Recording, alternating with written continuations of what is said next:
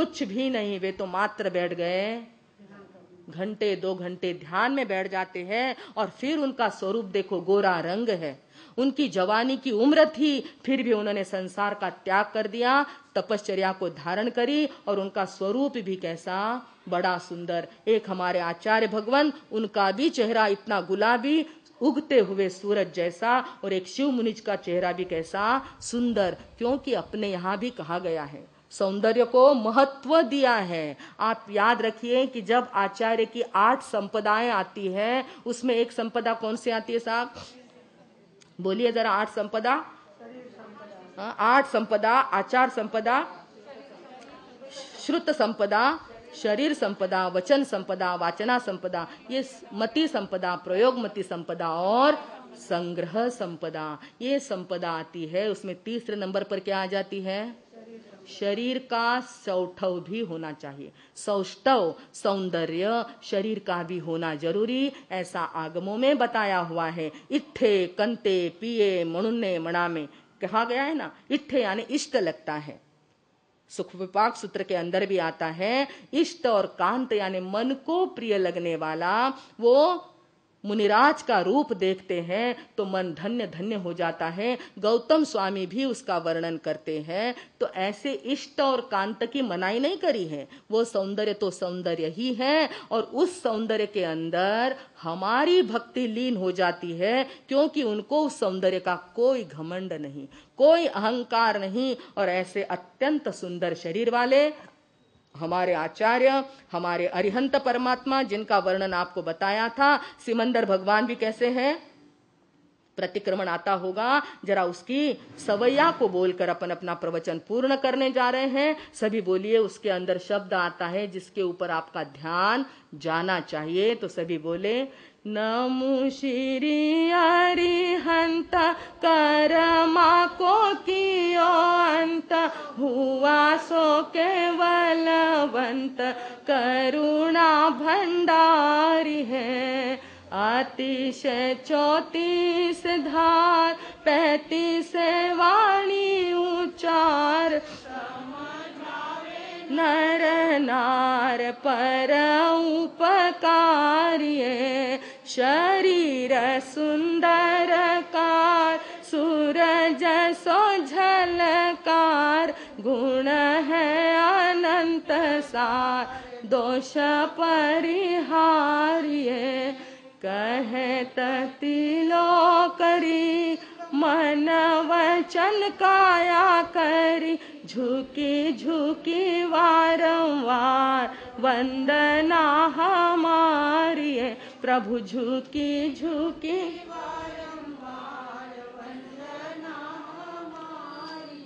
आया ना उसके अंदर, रोज अपन फेरते हैं। शरीर सुंदर कार सूरज सो झलकार, सूरज जैसा झलकार, जिनकी चमक सूरज जैसी चमकती है, ऐसे सुंदर शरीर वाले श्रीमिंदर अरिहंत भगवान विराजमान है। उनके चरणों में मेरा क्या है, बोलिए क्या है उनके चरणों में, मेरा वंदन। दृढ़ धर्मी बन करके मैं उनके चरणों में वंदन करता हूँ। भाई और बहनों, इस प्रकार हमारे यहाँ भी भगवंतों की भक्ति बताई और भक्ति में सुंदरता का रूप उन्होंने लाया है। आज का श्लोक दोनों तरफ से हमारे लिए मंगलकारी है। एक तो प्रभु का रूप देखते हैं तो मन शांत हो जाता है, क्योंकि उनके परमाणु शरीर के शांत हैं, और दूसरे हमको भी शांति लानी है उनका रूप देख करके। और दूसरी बाजू में बताया कि उनकी राग रुचि क्या हो गई है, नष्ट हो गई है। ऐसा हमारा राग भाव भी कम से कम होता जाए तो एक दिन हमारे अंदर भी वीतराग भाव उत्पन्न हुए बिना नहीं रहेगा। भाई और बहनों, आप और हम इस वीतराग दशा को शीघ्रता से प्राप्त करें, इसी शुभ मंगल की कामना में अब मैं विराम लेती हूँ। ओम शांति। हर हर जय जय, हर हर जय जय।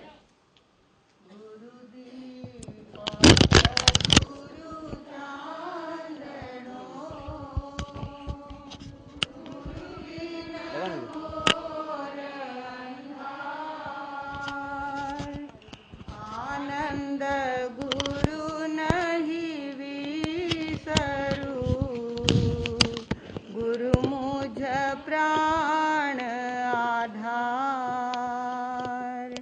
तपसी गुरु नहीं विसरू, गुरु मुझ प्राण आधार,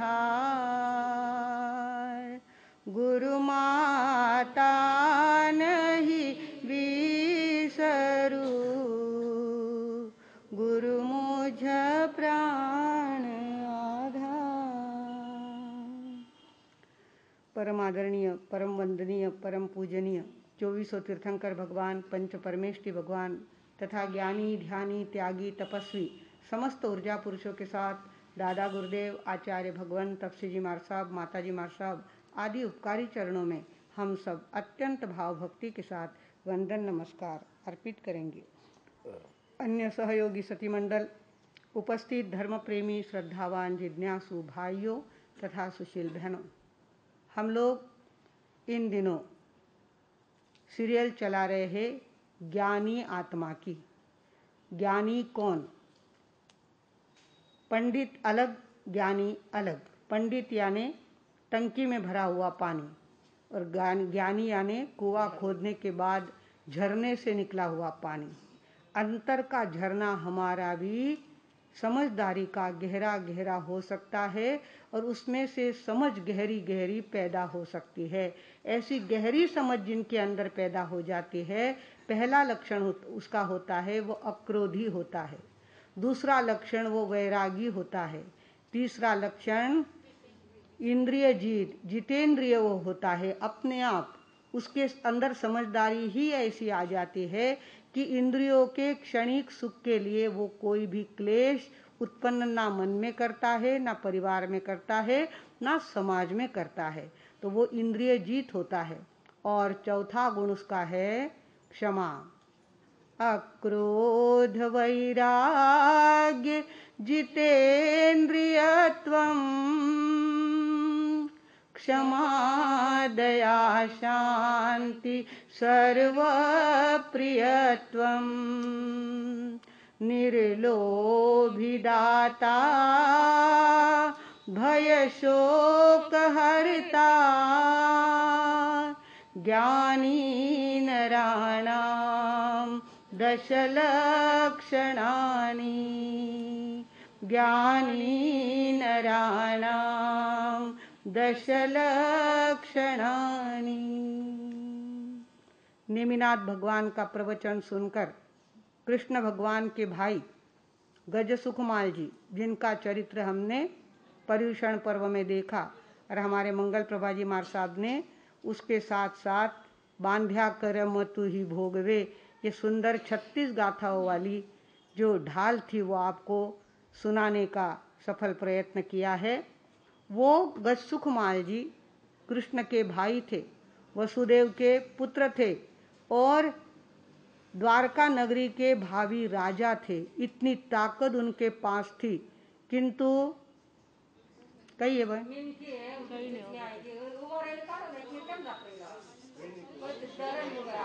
वहाँ स्वतारा जीव ने डरे। हाँ, बखत पड़ा सगळंच करता आयो चाहिए ना। कल भूकंप आया, पता चला आपको? रात को 3:15 बजे हम लोग सब जाग गए थे और पूरा हिल गया था। वो तो 4.8 रिश्टर का वो भूकंप था। अगर वो 2 पॉइंट और आगे सरक जाता तो खिल्लारी में जो भूकंप आया था वो 6 का था, 6 पॉइंट ऊपर कुछ था वो। तो अगर थोड़ा सा और ज्यादा आ जाता तो आज की सवेरे की ये बेला हम नहीं देख पाते। भगवान हमारे सामने काल आला होता पण वेळ आली नव्हती, हिला और चुप हो गया। हम सारे जाग गए। रात को रास्ते में लड़के खड़े थे और कहते थे शेकिंग हुआ, तुम्हारे यहाँ हुआ क्या? हमारे यहाँ शेकिंग हुआ, ऐसे लड़के बोल रहे थे। हम आकर के देख रहे थे, सारे लोग इस तरह से घबरा गए थे। कल हमारे सामने प्रसंग आके गया है और फिर भी हमारी सरकार जागरूक नहीं होती। ये वेदनाओं की लहरें जब वायुमंडल में फैलेगी, कत्तल खाने खड़े करने के बाद वेदनाओं की लहर, जीव मरता है तो वो आसानी